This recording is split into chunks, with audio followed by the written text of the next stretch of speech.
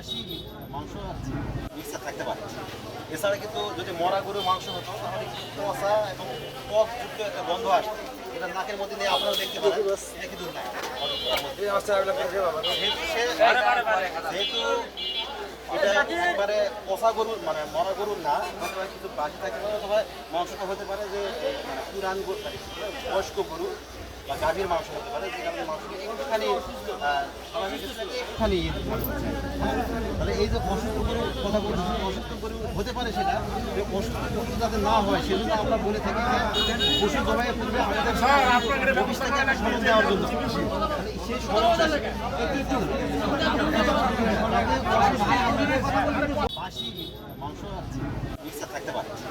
এছাড়া কিন্তু যদি মরা গরুর মাংস হতো তাহলে কষা এবং টকযুক্ত একটা গন্ধ আসতো। এটা নাকের মধ্যে নিয়ে আপনারা দেখতে পারেন, এটা কিন্তু নাই।